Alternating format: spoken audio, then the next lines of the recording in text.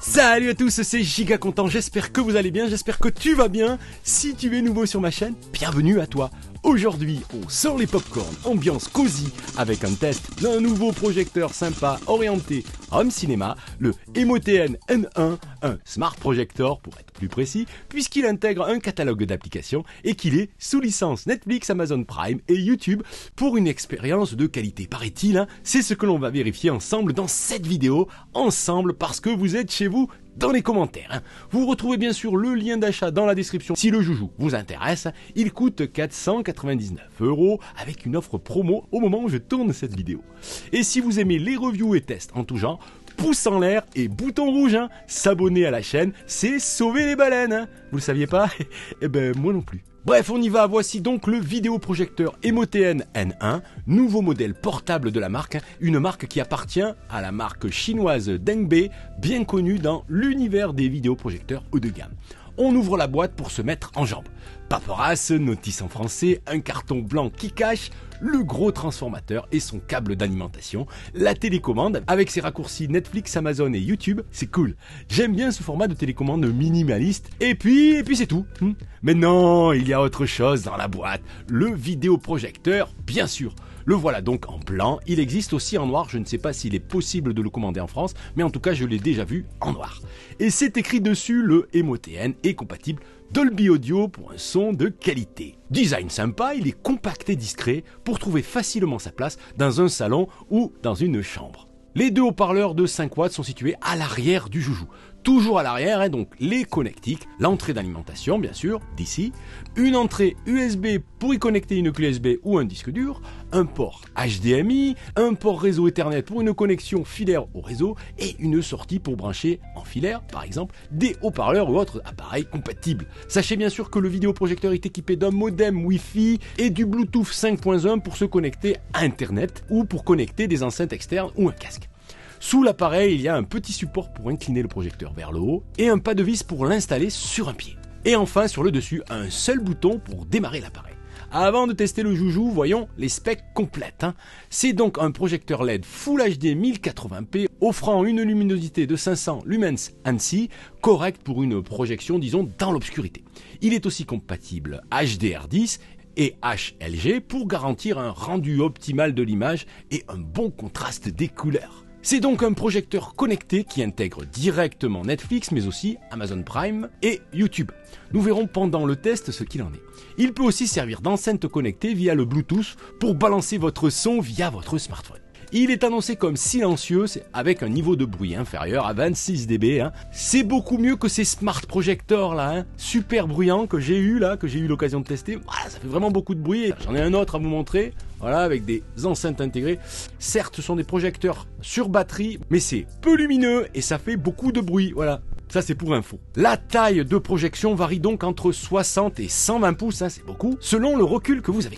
Vous pouvez aussi adapter la taille d'image selon vos besoins via la fonction zoom présente sur l'appareil. A noter aussi que l'Emoten N1 est équipé d'un capteur TOF, hein, comme sur les smartphones. Il va permettre de régler automatiquement la mise au point, la taille et la distorsion trapézoïdale. Hein. En fait, c'est pour que l'image soit plate et sans déformation dans les coins. Voilà pour la promesse. Allez, j'allume le projecteur et je vous teste tout ça. J'obtiens une grande image. J'ai placé le projecteur à moins de 3 mètres du mur de projection. J'ai d'ailleurs utilisé le zoom pour réduire la taille d'image à environ 80%. Ça me suffit largement. Pour un rendu optimal, je vous conseille une toile de projection. Je vous mets aussi quelques liens dans la description. J'ai donc paré la télécommande, choisi la langue, connecté le joujou à mon réseau Wi-Fi et plugué mon compte Netflix. Le tout avec la lumière du jour, c'est pour ça que l'image est ainsi, toute pourrie.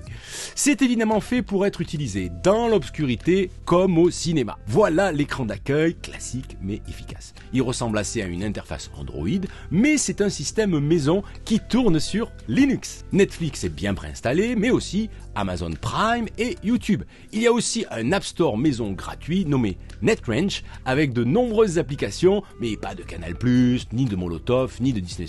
Pour une expérience complète, il faudra simplement brancher sa box TV, son Apple TV ou un Chromecast pour retrouver toutes les autres applications dont vous avez l'habitude. En haut à gauche, vous pouvez accéder aux réglages.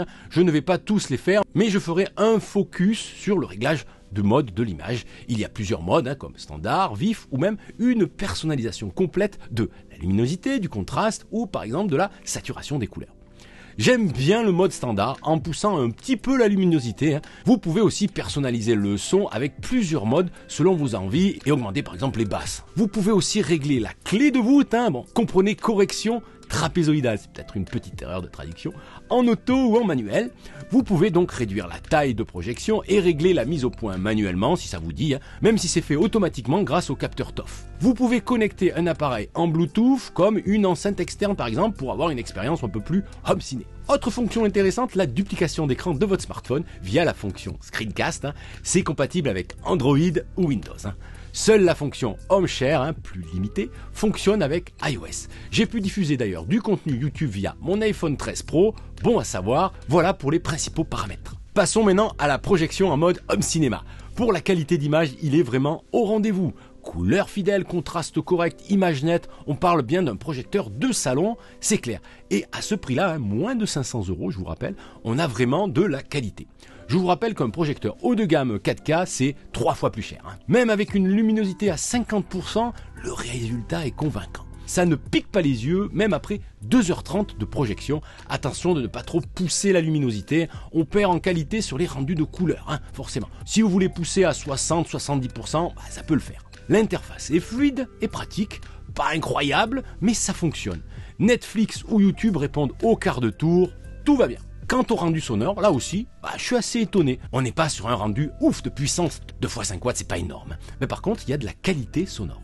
Il faudra pas pousser le volume à fond, mais on peut tout à fait se contenter de ces haut-parleurs internes. Bien sûr, avec une barre de son connectée, vous passez au next level, c'est évident. À noter tout de même que les enceintes sont à l'arrière du projecteur. Si vous installez ce projecteur contre un mur, le son risque d'être étouffé. Pensez à laisser un peu d'espace entre le mur et le projecteur. Quant au bruit de ventilation, là aussi, c'est la classe. Le projecteur est très silencieux, pourtant je l'ai installé juste à côté de moi sur une table basse. À part de coller l'oreille au projecteur, on n'entend rien.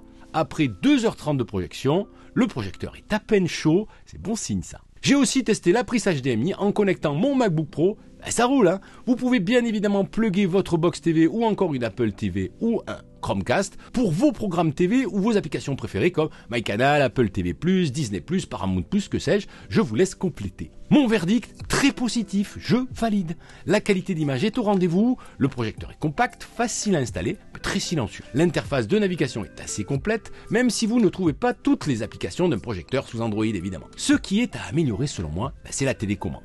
Un rétroéclairage aurait été bien pratique dans le noir complet. La béquille qui permet d'orienter vers l'eau le projecteur est un peu courte.